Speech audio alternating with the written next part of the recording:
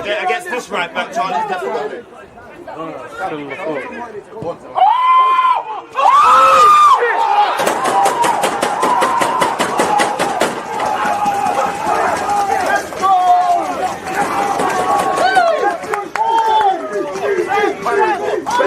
People deluded, I'm back again. Come on, Ian, man. Come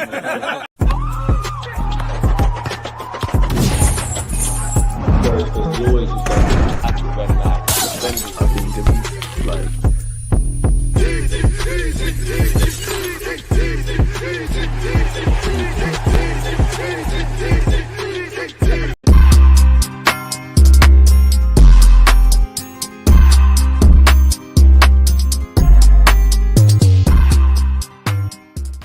Are we live? Of course we're live. Smash the like button, people. Deluded, I'm back again. It's match day. Later today, it's Arsenal against Brentford. I know, people, with the greatest of respect to Brentford, when you've beaten Real Madrid, when you've got this Brentford fixture sandwiched in between the two games against Real Madrid, considering where Arsenal are at this season, you know, it's not that you're not up for the game. It's not that you don't want to win. It's not that you don't have to take the Premier League very seriously, because there's fans watching all over the world. There's people traveling from all over the world to follow this team up and down the country and abroad every week. People are paying season tickets. You know, you got the name on the back of the shirt. It's the Premier League, and you have to win with grace, and you have to try and win as many games as possible, regardless of the connotations. For Arsenal Football Club, we know the ambitions. We know that we've got a good manager. We know we've got a good bunch of players. We know what we need to do on and off the field to get to the next level, or at least us fans think we do. And nights like Tuesday kind of show us what could be. But I always say, yeah, if you lot could imagine that, imagine we was fighting for the Premier League still. Imagine it was a thing where it's 2 points, 8 points, 3 points, the realistic chance where it's going to Liverpool or Arsenal, kind of like last season. And we still done what we did with Real Madrid and all the connotations and stuff. This is why we need a much bigger squad. We need to invest in a bigger squad, and we need to do better. Now, throughout the course of this, people, 1 second, I'm getting a Ring doorbell notification. One.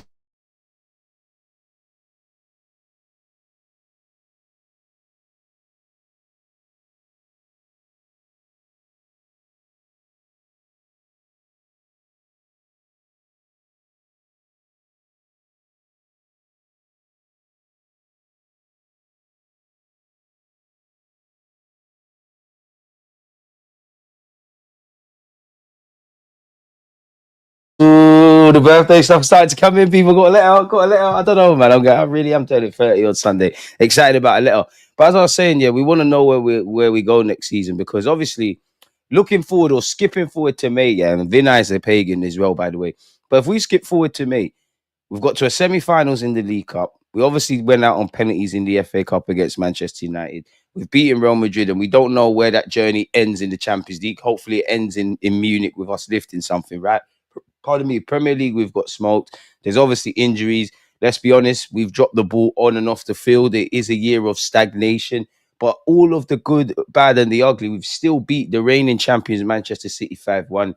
We've still obviously had a memorable night at Real Madrid. And to go to the next level, these things have to be the minimum. And it's like, we're so close yet so far, people. But yeah, man, it is what it is.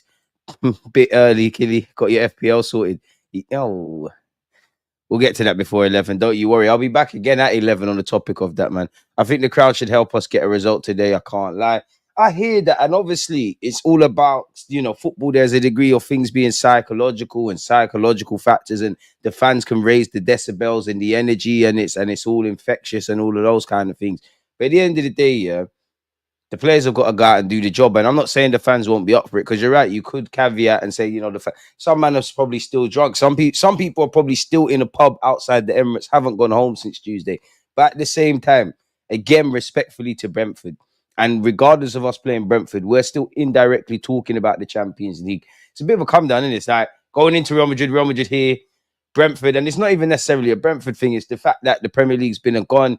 They're trying to rest players, whether Arteta's going to rest players, whether we've got players to rest other players, I don't know. In my opinion, I don't really want to see 90 minutes from Bukayo Saka, Jurriën Timber, definitely Thomas Partey, because you are key to us at the Bernabeu. You know, I'd probably go into the game. I think Rayo's going to want to, well, I don't want to see Neto respectfully, but I'm going to go off the top of my head, Raya, Kivior, Saliba, Benjamin White. I'd go Tierney if I'm honest with you. You know, I'd go Tierney at left back. Tierney at left back. In midfield, I'll go Jorginho. I think we're going to have to rely on Declan Rice, and he's quite durable. I do think Martin Odegaard will start, so I don't think we're going to see anything else. I'd go Wanyeri on the right. You could say Trossard. For me, I'd go Martinelli. Can you give me an hour and then you bring on Trossard? And then through the middle, I think he'll still go with Marino. I think Marino can get through it, really. But again, there's other little bits and pieces you can chop and change, man. Big up yourself, Marcel. DG, my brother, welcome. Big up yourself, man. A man said he's here at 4:35 a.m. here in Orlando. I swear I haven't slept since King Mo signed his contract. I'm on cloud 9. Big up Mo Salah. I must admit, though, man, not that it matters, but as a non-Liverpool fan, considering what Mo Salah is to you, look, what he's done in the Premier League and his own history in the Premier League, could have done a bit more with that video kind of thing. Like I didn't get what was going on, like the baggy trousers, the thing on the floor. Could have done more, but yeah, that's a coup, man. Like you've got him and you've got Van Dijk allegedly to sign new deals. I mean, to get 2 of the 3, it is what it is. Rumors come out that Trent made his mind up a long time ago. Obviously, Trent, in terms of longevity and coming through Liverpool's academy, is here. And I do think Liverpool are going to have a bit of a restructuring next season. You know, again, Trent's gone. I don't really think personally, whether you sell them or not, I don't think Arne Slot would cry or not be open to offers on Jota, for example, Darwin Núñez, everyone apart, Diaz, everyone apart in your front line, everybody apart from Cody Gakpo and Salah. But you could say Darwin Núñez, Jota, Harvey Elliott. There's just bare question marks in. Arne Slot deserves like a proper transfer window. You lot did him dirty. Obviously, he's going to win the Prem, but you lot did him, not you lot, as in the fans, people did him dirty. Trent can go, that pagan, he snaked us. I know football's tribal, but how has he snaked it, though? Serious question. Big up, DJ. If the Champions League rule was changed from teams to league, can you name your Prem 11? What do you mean? Explain that a bit better, my guy, and I'll be glad to answer it in the best way I can. If Odegaard don't pick up some form, I swear to God, I'm going to lose it. I just think it is what it is, man. I think his season for him has been a write-off. Obviously, if you want to turn up at the Bernabeu, your old team, then it is what it is. Now, we did vaguely cover this yesterday, and it shocked me. I mean, I don't know why they recruited him, but fair enough. They're forever in our shadow. Tottenham to appoint ex-Arsenal CEO Vinay Ventukasham as chief executive in shock move. Ventukasham to fill newly created role at Spurs after leaving Arsenal last summer and being courted by Newcastle. I mean, clearly respected in the game, but I reckon Newcastle made the right decision. And I reckon Spurs made the right decision. Tottenham Hotspur are to appoint a former Arsenal director as their chief executive in a dramatic boardroom shake-up that raises questions about Chairman Daniel Levy's stranglehold on the club. Big up you lot, man. That's you lot, Sol Campbell.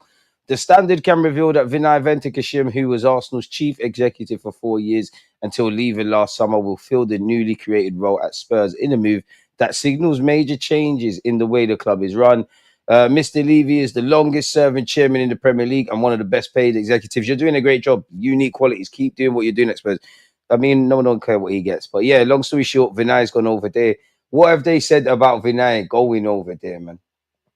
Has anything been said? He said he wanted a new challenge. Fair enough. In fact, I don't know. I care that much about what's going on.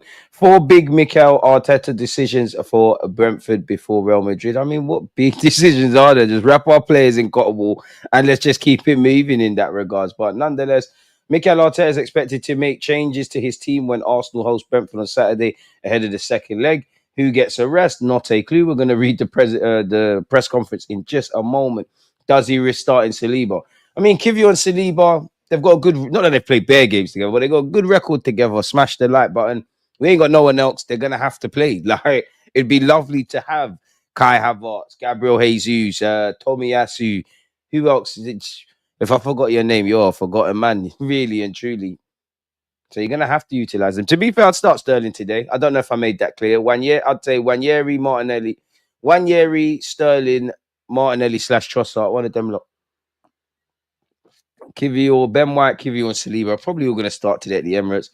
I don't know if we want to keep the momentum going with Saka because, I mean, he was a bit quiet against Everton, but minutes in the legs. Obviously, the Fulham game was great and the Real Madrid game was great. He's playing at the Emirates again. Is it worth risking him? You've got to remember, Declan Rice, Timber, and Saka all came off with various knocks. Mikel Merino, I think he's one Arsenal player of the month. He's in a sweet bit of form. And to be honest with you, sometimes you might be physically tired, but mentally, because obviously everyone in the Prem and definitely our club, everybody's played a lot. But if you're Mikel Merino and you finally look comfortable at Arsenal, you've scored against Real Madrid, you had little other moments, because he has scored winners for us, Chelsea off the bench against Leicester. But the team done well in the champs. You're finding your feet after the not terrible start. That's an exaggeration, but a tough start that you've had. You might just want to go again and again and again and kind of playing on adrenaline, in which you have to find balance. We need to protect our players. The players need to protect themselves. And Arteta's got to be cute and clever. And as I said at the start of this, it's one where we just need a bigger squad. Berta, any decision makings at Arsenal, I know we're not going to have a 40-man squad. And I know the ideal world is, every football fan would say, you'd love 2 decent players in every position. That's not going to happen. But there's a lot of talking about small squad and one of the smallest squads in the league and a squad of 19 players. If nothing changes, nothing changes. Morning in the circle, man. Total B team. But what B? I hear it. But what B team have we got? Where is this B team? Big up DG. Happy days. They got our ish media market of midnight. But Highbury, I don't know what they're on. All I could say is, to us ignorant fans, maybe we see it as banter. Maybe there's something in the world of football that they rate him, but it just seems like that's their ironically Raul Sanllehi error, and they're forever in our shadows, man. Always running in our bins and taking our scraps. With Salah and Van Dijk staying now, it looks even worse on him as a local lad that came through the academy. A lot of fans are turning him, but Trent, though, we move. The real Dons are staying. I hear it, but at the end of the day, you're damned if you do, damned if you don't. Trent didn't run down his own deal. Gotta remember it's a job at the end of the day. For argument's sake, if there was this right back, Timber, and I'm joking, but if there was this right back twice the ability of Trent Alexander-Arnold, and you brought him in, and the new manager Arne Slot don't want to play him in midfield, where does he go? All the loyalty he might quote unquote show, he's gonna be 30 odd one day. He might want a 2-3 year deal. Liverpool don't want to give him that. They want to give him less, keep it moving. At the end of the day, he's won it all. He's lived the movie. He's won the Prem, the champs, played for Liverpool, become a key man, one of the best in the world. Can't begrudge him for going Real Madrid. It's Real Madrid, bro. Like, you don't owe no one nothing. He doesn't owe anyone anything. Football's cutthroat, really. I know football's tribal and he's a local lad, but how has he snaked it? He never ran down his own deal. People could say, oh, sign a contract. Why did the club let his deal run down to that? And if he signs a new deal, Madrid might move away. White, Zinitini, Trossard, Sterling, Jorginho all got to start. I hear that. Yeah, I think that's fair. I don't think Zini will, though, because where's he going to play Zini? There's a reality where Tini plays left wing. Obviously, Zinchenko could play in midfield. I just don't think he's going to do the Zini thing. I mean, instead of teams going to the Champions League, it's a selected 11 from each league, representing each league. What would be your Prem 11? So 11 Prem teams. 11 Prem teams. Okay. Well, obviously, Arsenal were there. You're going to take Liverpool with you. You're going to take City with you. You're going to take Chelsea and Man United with you.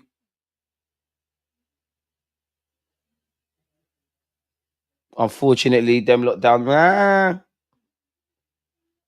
I'm bringing Newcastle. I'm bringing Newcastle Villa. I'm bringing Brentford. I'm bringing Brighton. That's 9. I'm trying so hard. Have I said Man United? I have tried so hard not to say Spurs. Fuck it. You gotta bring Spurs, man. We show that we can be competitive and also entertaining. So that's 10. I might be missing someone else out. 11 Prem teams. On current form, Nottingham Forest, man. Nottingham Forest. If that helps, smash the like button if you haven't already, folks. If that helps, hopefully I've answered your question there. So yeah, we got to play Marino. Mikel Arteta on if the win over Real Madrid was the best performance during his time as a manager.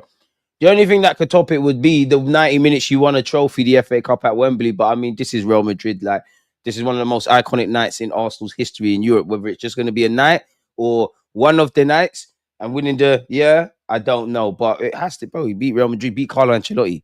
With all their stars, you can say Real Madrid's popped down right now, all the injuries, so are we. Probably in terms of the impact we had worldwide and the context and the manner that we did it, is probably the one that people would talk the most about. At the end, it's another game for us, and there's still a lot to do, true. I think it's great for us as a team as well to build this moment, those connections and history together. And nights like that have to become the minimum, man. We need to get into, well, I'm not saying we're going to win all the time, but Barcelona, Bayern Munich, Paris Saint-Germain, even when in previous years, when we've got Man United and Liverpool in the Champions League, pardon me, being able to pull off wins, it needs to be the minimum. Because if Liverpool beat Real Madrid, for example, because they're the poster boys at Anfield, it's Real Madrid, you're going to be excited and whatnot. But it's kind of normal, if I'm honest with you. That's not necessarily the case where we are. Apparently, Mikel Merino has been named Arsenal Player of the Month for March 2025. And I think David Raya won Save of the Month in the Premier League or something of that ilk. You look at our Players of the Month throughout the season so far. Saka won it in August. Raya won it in September. Saka's won it in October and then November. December and January went to two Brazilians, and Gabriel Jesus and Gabriel Magalhaes. Wanyeri won it in February. Mikel Merino won it in March. I'm not going to lie. It's a bit mad that Miles Lewis-Skelly's not won it, isn't it? But okay, hopefully that changes. Every word from Mikel Arteta ahead of the Brentford game. On the feeling around the training ground over the last few days, great. It's been an unbelievable energy. It was a special night. That's over now, and now the full focus is on Brentford because it's a game that is going to require the best of us. On which of Rice's free kicks he preferred? It's difficult. I don't know. The technique is very different in both of them. The range, the angles that he's got, both of them were excellent. They helped us win the game, which is the most important thing. Which one would you lot prefer? Because the first one, it gets us going. It is a good free kick. He's bent it. I would say the second just had a bit more stardust on it. You did it again. It's slightly further out. Forgive me if I'm wrong. I might be lying in that regards. I'd say the second one. But then the first one was a shock to the system, like within the context of the game. And then to do it twice. Declan twice, mate. Bend it like Deckers, mate. 105 million well spent. We owe West Ham a lot of money, man. A lot of money. Don't matter. As good as Declan Rice's goal was, and Marino's, but obviously Marino's was a goal that we're probably more accustomed to seeing week in, week out.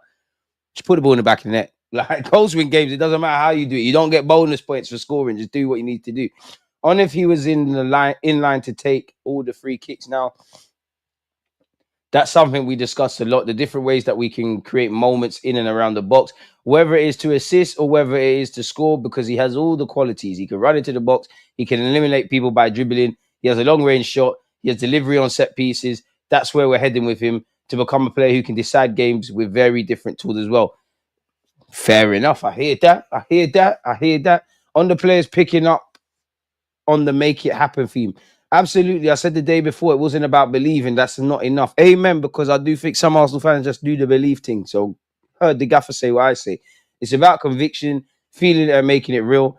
In order to do that, we had to do a lot of different things, right? Like we have done all season, especially with the circumstances that we've had. So let's continue with the same mindset. On Bukayo Saka, very important.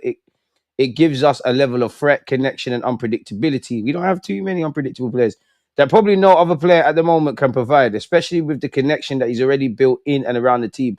He's got the power to lift the stadium, which is something incredible because shifting the energy in the stadium is something really difficult to do. He's a player who's able to do that, and that's a great addition and quality to have. On Saka stating he's desperate to win something with us, he's so humble, so simple, and very committed to the club. He has very deep roots connected to this football club, and with a lot of people here, I'm very glad to hear that he wants to stay with us and win with us. On how Mikel tackles the Brentford game, just with normality. This is our context. We play every 3 days and in different competitions. The biggest stage is playing in Europe. Then you come back to the Premier League and have a completely different game, completely different opposition and context around the game. If you want to become a team that can win in any of those, you have to do it every 3 days, regardless of what the scenario is. I say this every year. People say I'm negative. Anyways, on how many days off the team get after beating Madrid, bro, there's no days off because the job isn't done. You've got Brentford. Like, I'm not being funny. Is there a trophy arrived at this football club? Come on now. There's days off. Anyways, the only day you should get off is obviously the recovery day. Just one. I think they're very happy with that. Sometimes after winning, you want to spend the next day in and around the team because you want to share the feeling. But we had a day off because it was the best way to recover and prepare for the game against Brentford. on how many times he's watched the game back. I watched the game once and then straight away I went on to Brentford. That's the reality. Facts. On if it's hard to bring the players back down to earth, they better, because you don't want to crash and burn. Don't fly too close to the sun. It's not about bringing them back.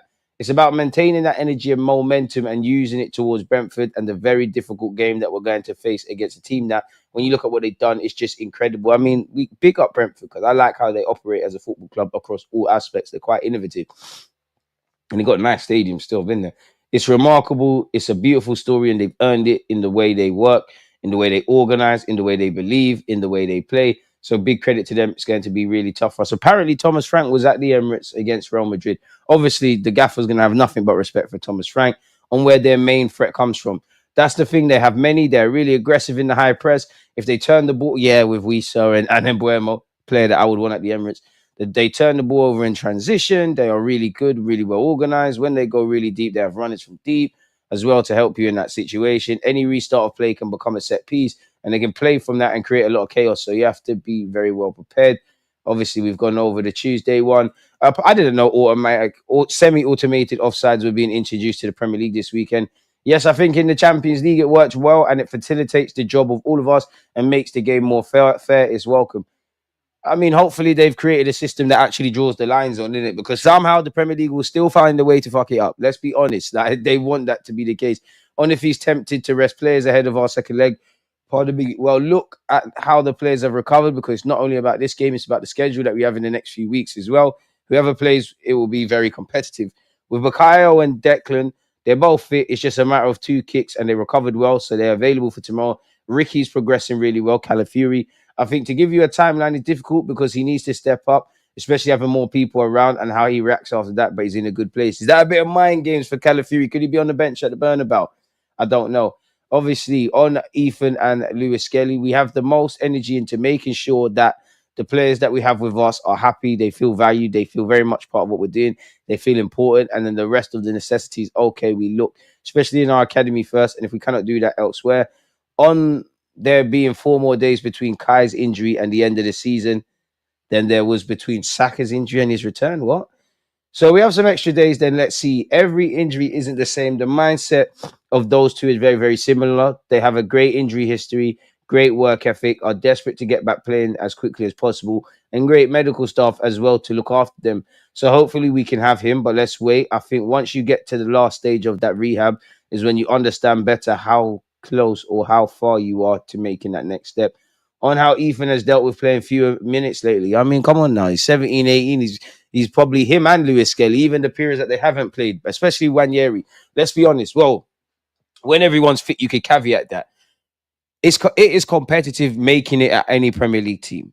Wanyeri and Lewis Skelly, they're in that stage now, regardless of obviously ability. All those things make something, right? But they're playing against players that were bought for millions of pounds, whether you rate them or not, and experienced individuals. Lewis Skelly been able to take advantage of what's going on in on the injury front. Yes, on the face of it, we have defensive depth if and when everyone's fit, which are words that should cause alarms anyways. He's taking advantage. It's probably harder to break through in the attacking ranks. You've got Bukayo Saka, you've got Odegaard, regardless of the form of those two, which Saka's out of this world. Them man are going to play. The left wing, obviously Martinelli and Trossard. Midfield's a bit techy because I do think Wanyeri needs a lot to learn to play in midfield, but he could learn there. Well, obviously, I know he goes there in the game, but Lewis Skelly making it in midfield's a good shout as well. But again, there's a lot of competition. They've had great impacts. But if you offered Wanyeri, the minutes he's played this season, what he's done this season, not just against City, but in general, and the goals he scored, and you know that kind of initial run when Saka's injured, he would have said you're lying. He's played a lot of games, man. Just keep competing. What is going on with these silly questions? Anyways, Miles has played a lot. Ethan has played a lot. Started a few days ago against Everton away. This is the Premier League, and we're talking about 17 and 18-year-olds that never played professional football, playing that much football. I'm very happy because they deserve it, and they'll continue to play. Trust me, Gaffer, I'm asking idiot questions, man. On if we're trying to build our own heritage in Europe, 1,000,000%. And of course, it's down to the whole club. I mean, I don't want to. I'm not reading any of this. On if there's encouragement from Liverpool not being over the line yet dead. On if he's been surprised by the evolution of Declan Rice. I think we brought a player that was already made. It was obvious we paid the money that we paid for that reason, but that doesn't mean that we're going to put a ceiling on him. I don't think Declan Rice is what I would describe as a complete midfielder, But I think for Declan Rice, he's becoming a more complete version of himself. We know what Declan Rice offers: the runners, the runs, the interceptions, all that kind of stuff. Now at Arsenal, he's obviously becoming captain fantastic. He's chipping up with some important goals when he finds goals, some very good finishes. The 2 against United, for example, the 1 against West Ham last year, the Chelsea one, obviously the 2 against Real Madrid as well. So he's adding that aspect into his game, and I'm cool with it, man, because I do prefer Rice in the 6. I'm cool with him being an 8. I do think there's too much of this 6 and 8 conversation. You're a centre mid at the end of the day. You know when you need to attack. You know when you need to go forward. And I just think he complements a lot well. And for me, you might as well just let him keep playing there, because I think there's a midfield, not crisis, but we need to make a decision. Partey's cutting, Jorginho's cutting. So who knows? But keep doing what you're doing, man. My £105 million midfielder, what a player. Don't put a ceiling on him, because we believe there's a lot of parts to his game to develop and a lot of understanding about the game as well. Then it's about him really believing and taking initiative to do it, because he can do it. He needs to score more headers. He needs to score more goals, more tapping. He needs to score more goals outside the box, and he's able to do that. So he needs to be adding those qualities because he's got them in his locker. Declan Rice spoke post-game about that as well with the Real Madrid one. I hear it. And indirectly, that's the challenge from the manager. Don't be satisfied, because it's great scoring the screamers. It's like a striker. If Declan Rice was an attacking player, yeah, you scored 2 great free kicks against Madrid. But if you wanted to be a winger or a striker that gets 15, 20 goals, the vast you're not going to score goals of that ilk. A lot of it is going to probably be the Merino finishes, or what somebody should have finished in the early moments. In fact, in the first half, that half time, Saka should have had about 3-4 assists. So we do need a striker. Only if he agrees that we got him for half the price. I don't think so. And then on Madrid hoping for a comeback next week, we have to be focused on what we can do, what we can control. When the time comes, prepare the game, because we know what to expect. Again, we're going to have to earn it. Just step up again and be even better than we were in the first game. I don't think anyone can disagree then, man. What do people think of Vinay joining Spuds? Duds will be duds, innit? Arteta must win the champs. If you don't win the second leg and lose the whole game, I want him sacked. I want the standards that Madrid have, because if Ancelotti doesn't perform and win the champs, he'll be sacked. Brush, big up yourself. Trent being hated by Scouser says more about them than him. He's played out his contract and more than entitled to a big move. But you're forgetting this is football. I don't even think it's necessarily a Liverpool fan thing. Football shy, but as far as they're concerned, a lot of people are just on the how dare you thing. Like, how dare you leave my football club? You're a local. To call him a snake and all of these kind of things is crazy. Because there is no loyalty in football. Like, there actually is none. I know we look at it. I'm not saying that there's exceptions to the rule. Obviously, football's romantic, but it's a business, unfortunately. And you're useful until you're useless. Nobody talks about when these big clubs just dash players on the floor, don't give them the minutes they want. Again, if a more exciting player comes from the academy, nobody cares anymore. Even Bukayo Saka, as great as he is, and I'm exaggerating a bit, but let's just say a Bukayo Saka regen comes from the academy and he's twice the player Saka is. He goes right wing. Yeah, Saka could be part of the squad, but no one cares anymore. Like, nobody cares anymore. Football fans are fickle. A lot of people hated Magalhaes. Now he's everybody. He's the name on everyone's lips. It's exaggeration with Kivio, but people don't believe in Kivio. He's the best thing since sliced bread now. There's no loyalty in football. You've got a short shelf life. I don't know why Onana is in goal for Man United, but long may it continue. We saying, DG, if Kai came back, would you bring him back into the 11? Because Marino is doing a better job as a striker than him. If Kai Havertz was fit today or fit from now to the end of the season, you're on the bench, you get minutes.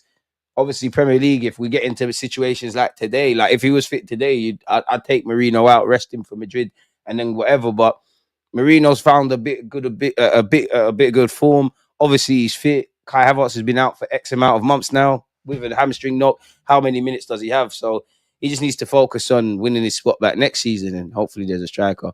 Brentford really amazing. So Tony replaced with Igor Thiago, who's been injured all season and still only a couple points off a potential European qualification position. Frank, underrated manager. Amen. Also, I watched some Real fans' meltdowns. Really funny. I hear it.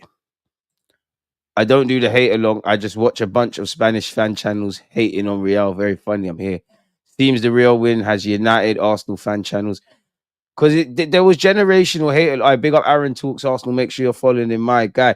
Listen, a lot of non-Arsenal fans, and they're going to do it next week, they congregated. They thought this was going to be a hate along of the ages. They thought it was going to be typically what happens with Arsenal. And I think everyone was pleasantly surprised, didn't it? Bro, it came out that he was talking to Madrid for a long time now, but that happens in football, bro. The club offered him a big contract and he turned it down, but the game is the game, man. Onwards and upwards, good riddance. There, he said it there. And that just tells me, because realistically, Liverpool probably offered way more money than Madrid, and that's not to praise Madrid or knock Liverpool. The man just wants to leave, bro. And then when you look back in time and you look at, I don't know when it was, but I'm sure there was a period a picture came out with Jude Bellingham and Trent. Maybe the building blocks were being put into place far earlier than a lot of us would have thought. Mikel Merino's obviously spoken in relation to the Brentford game. He said, yes, it's really important to have the momentum to use the energy that we created the other day in the Emirates to keep going and just give the fans another great performance, get the 3 points, and obviously keep the momentum and tempo for future games. But obviously really, really focused on Brentford because they're a really tough opponent with a lot of qualities. So yeah, looking forward to it. Well, he's got fond memories.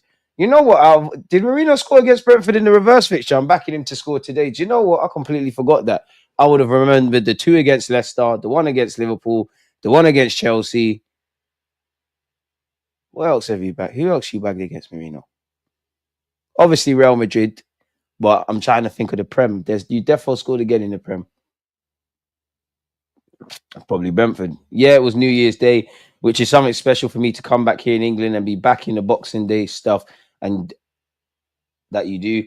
So it was a really special day. Scoring as well is always great, but the most important thing was getting the 3 points away. It was a really, really good memory for me. Obviously, tough game against a really good opponent where we could see in that game that they made things tough for us. So I guess we're going to use the game as our main focus to learn what we did good, what we didn't do as good, and try to take it to win this game. Fair enough. And he also said, yeah, I mean, smash the like button and subscribe if you're new here. Yeah, I mean, the confidence has always been there, but the other day, the players are just with that energy, with the feeling, thinking that we're that powerful team and we have to use it. So it's a good sign to feel that way. As I always say, you have to be humble. You have to have your feet on the ground. Amen. But feel that confidence and use it to give you energy to win every game. To be honest, I'm lucky to be scoring that many goals. You're earning your luck. You're working hard. You're giving it the best goal you can as a striker, someone that isn't a striker. You're getting in the right areas and you know, I genuinely think God or the universe or whatever you want to have, when you truly work hard and you're humble, you're gonna reap some sort of benefit. He said, "Well, yeah, not lucky. I'm working for it. That's for sure." There you have it. And I've said this before. I think Marino's a bit too humble, just in general. I think Kivior as well. But yeah, sometimes goals don't come, and now I'm in a streak. So I'll just keep doing my job, keep working hard, and if I can help the team with goals, that's great. If not, I'll try to help the team in other ways. And goals are one thing, but I think your performances have been good for me. Like I feel in these last 3 games, Fulham, Everton, Real Madrid. I think those are 3 of his best games in an Arsenal shirt so far. Especially the game at Fulham because I was there. I mean, the mentality is always to win every game. For me personally, it's not about what the other guys are doing. Obviously, you need them to drop points if you want to win the league. But the main focus has to be your own version and try to get 3 points every single day. We're still talking about the league. We're still answering questions about the league. Love my football club, but come on, man. And let's just focus on the champs. So, yeah, that's still the main aim. That's still the main focus. Win this game, win the next one, win the next one. If we do that, I'm sure good things will happen. On Declan Rice, he said, I think he earned the right to keep trying, but obviously people have to have in mind that scoring free kicks is tough. So don't expect him to score every single time that he has a chance. I mean, they're going to, maybe not every time, but they can expect you to score quite frequently now. Obviously, now everybody's going to be on their toes when there's a free kick around the box. And obviously, with Declan, the quality he has, it's always going to be a chance. It was worth the wait to see those 2 world-class bangers, maybe one of the best in the history of the game. My goal was overshadowed by those 2. But yeah, really... 3 really nice goals. I like your finish, Marino. I like the phase of play that led to that, and I like your finish. And to be honest, if you're Real Madrid, there's many things you're going to look like. If you're Real Madrid and Arsenal, I do think the game will play out in the same way, but it also won't. Carlo's learned some things about our club. We've learned some things about our club. With the result, both teams are going to approach the game in the same way, but we're 3-0 up, they're 3-0 down. That has to be playing in their minds. Obviously, the psychological factor is going to play. Yes, we have never... the last time we conceded 3 goals was against Luton, and we've not... That's one thing Arteta's improved. We don't ship bare goals, and I don't think that's going to happen against Madrid. But if there was any lesson you would have to have learned with what Arsenal did at the Emirates, it's expect the unexpected, be prepared for anything. In the same way it worked positively for us, and we know what Real Madrid can do. Anyone that thinks, as much as it's fun, anyone that thinks the job's done, please don't get excited in it. We need to remember what we're doing here. I think we need one more goal, man. I think 4 is way too much. But yeah, apparently Victor Gyökeres will be leaving Sporting this summer. The Swede could be available for 65 to 70 million. Andrea Berta allegedly is a big fan of the striker, has been monitoring him since the last summer for Atletico Madrid. And apparently his agent was at the Emirates. Based on the first 45 minutes, if Gyökeres was there, I don't know. But if his agent was there with Gyökeres, he had to be nudging him like that and saying, look, London aspect. You got all the legends from Real Madrid and Arsenal and all the celebs watching Arsenal. Arteta's doing his thing. Do you genuinely big up Marino who scored? This is what I'd be saying if I was his agent. You really think that you can't, like, you wouldn't score them 2 odd chances in the first half? You don't think you can make this your own? But let's get it done, man. Let's get it done. We've been linked with Bournemouth's Huijsen as well, as you lot know. Apparently the clubs that have met with his reps are Chelsea, Arsenal, Newcastle, Spurs, and Liverpool. Now, everybody's linking everyone and talking with everyone. Agents are talking with everyone, and I'm no agent, but surely if Arsenal didn't believe this deal could get done, either maybe some encouraging signs from Bournemouth, from the man in the picture, from Berto, from Mikel Arteta, why would we be talking now? I know he's technically Dutch/Spanish. He's obviously doing his thing at Bournemouth. There's a lot of transferables in the way Bournemouth play and what he is as a centre-half that would fit in at Arsenal. I wonder what this means for a Gabriel Magalhaes, for a William Saliba. Obviously, David Ornstein dropped Kivior's departure could make something. I'm on it. I don't know how much game time you're going to get, but I would like the good problems. If Saliba drops off a cliff, like Saliba's been good, but he ain't been the Saliba of the prior 2 years, prior to the Real Madrid one. Maybe if you had this guy shining, Saliba gets dropped out, you get it. I would say the main thing for me is there's been times where, mainly when it looked like we're going through in the Champions League or the occasional League Cup game off the back of a congested calendar list, where I do think when Ben White was fit, or historically with Ben White, more so Gabriel Magalhaes and Saliba, it's not that you shouldn't take them out or we can't take them out, but there's too much of a drop-off. And are we going to spend 57 million on a centre-half where you've obviously got to spend 50 plus or 50 as a minimum in midfield? Probably got to do something like that out wide. Heavy investments needed up front. Maybe even get another left back. If we do want this Garcia lad from Espanyol, that's 20 odd million. I don't know, people. And again, if this guy goes, he's been linked with Real Madrid, Chelsea, Liverpool. There's tough. Like, you have to want to relish competition. Yeah, you've got long term, like you've got age on your side, but Liverpool, they got Van Dijk and Konate. There's no guarantee. As much as Liverpool, big club, all that kind of stuff, no guarantee you're playing there. You got Saliba and Gabriel Magalhaes again. Arsenal, big club. Chelsea, big club. I think Chelsea's defenders are a bit, yeah. So I reckon he could play there. Newcastle doing big club as well, doing magical things. I reckon he could take someone's spot. Spurs have Van der Ven and Romero, but they're not involved in the big club conversations. Why on God's green earth would you go to Spurs? That I would question mark your ambition. And of course, we're running agendas.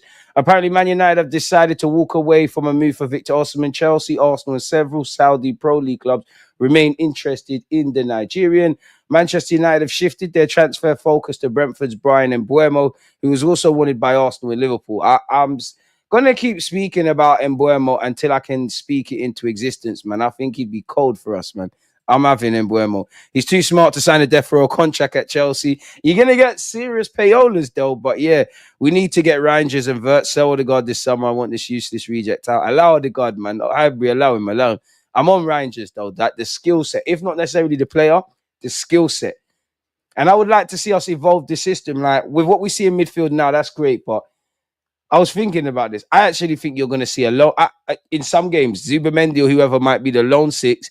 You might see Kai Havertz and Declan Rice as rotating eights. If you don't know what I'm referring to, go back a few years ago. I've said this before. I think it was the right kind of idea at the wrong time with the wrong personnel in the six. If you remember when we lost to Brighton, whatever year we signed Lokonga, whatever year, the Brighton game, go and just watch how we lined up. It was Brighton at the Emirates. We had Lokonga in the lone six. You had Smith Rowe and Odegaard either side. I'm not saying I want to see that all the time, but I think next season we have to add little other gears to our games just to be unpredictable. But yeah, I'm having Mbeumo, man. If he's moving within the PL, he goes to Liverpool, but he's less likely to go Madrid. He's twerking for Madrid, though. He's twerking. He's not acting like he's been there before. He's like, oh, Madrid interviews all the time, and obviously he just made his Spanish cap. Be a good signing for Liverpool long term, and I'm having him at Arsenal, but I don't know. I really don't know. Hit the likes, you frauds. Tell them again. Knowing us, we'll get Huijsen, perfect centre back for Arteta because he's good on the ball and a tall guy.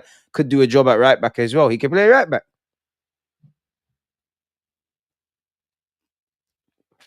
I'm on the. Big up Nick, man, for the raid. I'm just scrolling up the chat. Big up my guy Nick, man. He can play right back. I'm on it even more. We do both. Arsenal are keen on signing Bournemouth's Kirkes and will rival Liverpool for the left back. Can we do both? I mean, I think you're going Liverpool, but can we do both? Arsenal will demand at least 100 million to sell Gabriel. This summer, people, and he could get 400 grand a week. Gabriel, you're 27, 28. Forget all of that for now. Kai Havertz is ahead of schedule. We're going to need everyone back. I mean, he scored a Champions League winning goal for Chelsea. I don't want to count my chickens for the hatch, but if the stars are aligning, who knows? Lightning might strike twice, but we hope and pray in that regard.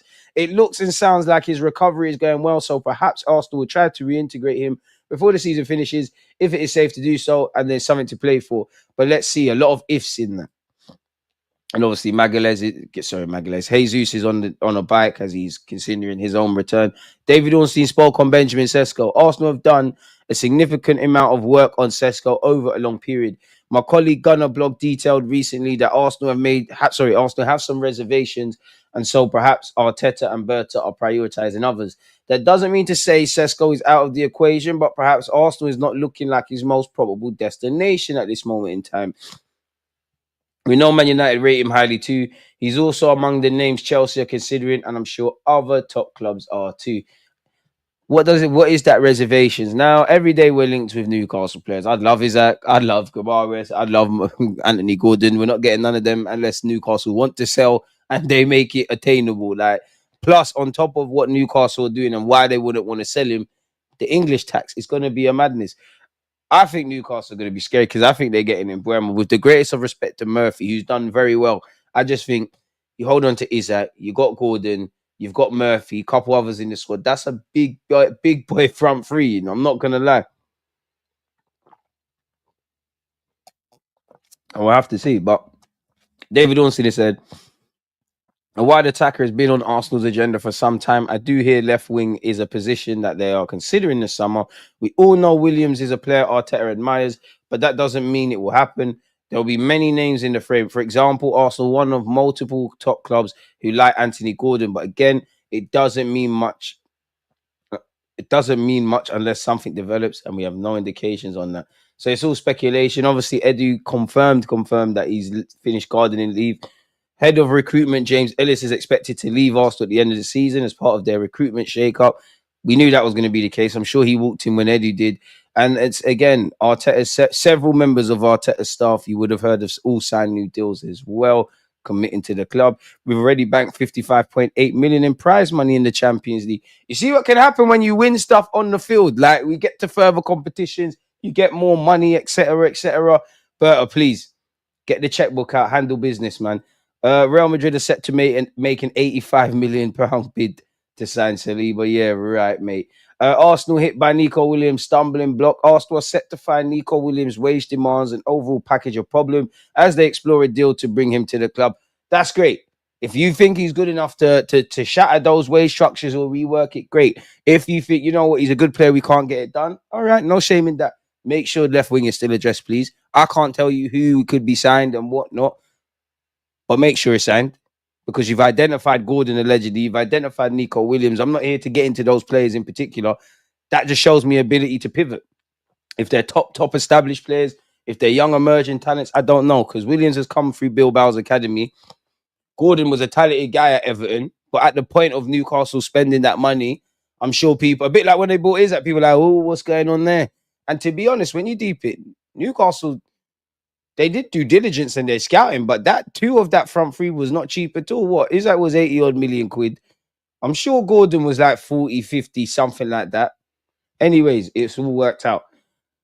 The Bilbao winger earns mega money on his current contract in the Basque Country, but is attracting interest from top clubs across Europe. Williams has been identified, as we know, as a top target. He has huge admirers in Arsenal who really like the Spain international. Andrea Berta and Mikel Arteta would love to bring him to the Emirates Stadium, but sources say they face a big decision on whether to spend a big portion of their summer budget on the Bilbao start. Arsenal are also in the market for a marquee new striker signing this summer and could weaken their hand in those negotiations by overpaying for Williams. Okay, his release clause is just over 50 million. Bayern Munich, Chelsea, and Arsenal allegedly will hold an interest. He's got 9 goals and 7 assists in 39 games across all comps. Now, some of you say, do you know what? The stats are not statsing.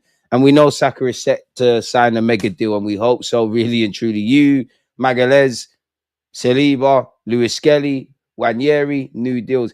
And we've also heard Bilbao want to tie Nico Williams down to a long-term contract. It would be romantic.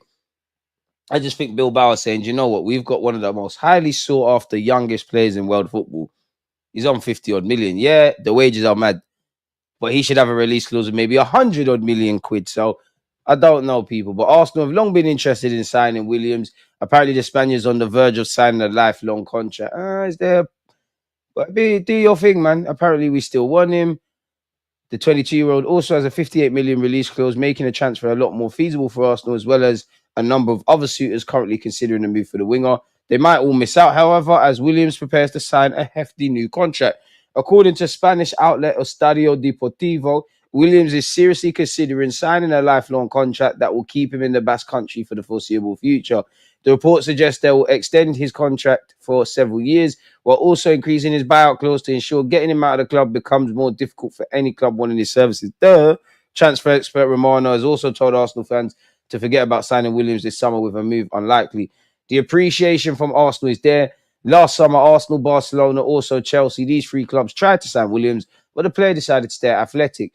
One of the reasons why he decided to stay is obviously he loves the club, he loves the city, his family is there. So the relationship between Nico and Bilbao is excellent. Basically, what they feel at Athletic Club is the player would not entertain any negotiations now. So forget about Williams, which we've heard that Berta met with his agent. So forget about Williams committed to any move now.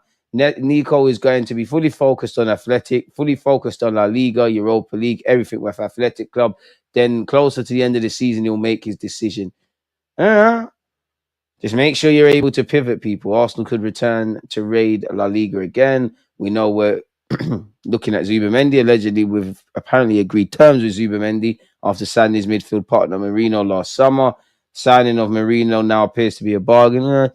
We've been linked with Javi Guerrero. We're always linked with him. Despite Valencia having a poor season in La Liga, Guerrero has been a rare bright spot. The 21-year-old has reportedly attracted Arsenal's attention as a promising two-way midfielder. Although Arsenal could end up spending 60 million euros on Zubamendi, Arteta may see veteran Jorginho and Partey depart, leaving space for another midfielder to be signed. Guerrero has built a reputation as one of the best young stars in Spain, with his physicality in defence also complemented by his technique and passing in attack. The youngster has 2 years remaining on his contract, and Valencia continued struggles financially could see Arsenal sign Guerrero for closer to 24.2 million. It's just bare rumours at this moment. Who's the next Modric? Martin Buratino was still linked with this youth. Apparently, Arsenal have joined Chelsea, City and Manchester United in the race to secure him. He's been compared to Modric, central midfielder, obviously creation. We'll have to see. But those development kind of links don't surprise me. We've also still linked with both Zubamendi and Napan, as we all know, people. Raya said he always tells Declan Rice to shoot more. Real Madrid will not make a summer move for William Saliba, but he remains a long-term target. Despite concerns over what his defence will look like, Carlo Ancelotti opted against bringing in new faces to the squad in January as Alaba returned to action, blah, blah, blah. We know they still want Trent. Just where's the meaningful stuff? Real Madrid are closely watching Saliba's contract extension plans at the Emirates, with his current deal up in 2027 and talks planned with Mikel Arteta in the summer. Now, this 2027 thing is weird, you know. Saliba's contract, and things are changing, but Saliba's contracted until 2027. Saka's contracted until 2027. Gabriel Magalhaes' Gabriel Jesus', Kai Havertz's, all of Mikel Arteta's coaching staff, the new contract is 2027. Arteta's deal is 2027. We'll have to see, man. Apparently he's valued at 80 million euros. You know you need to give us a bit more than that. But apparently, according to the Athletic, Real Madrid are considering 2 avenues, include a reduced offer next summer to try and pressure Arsenal into selling to avoid him possibly leaving on a free. Alternatively, they could also wait it out until 2027 and make a free transfer move similar to the one on the table for Trent.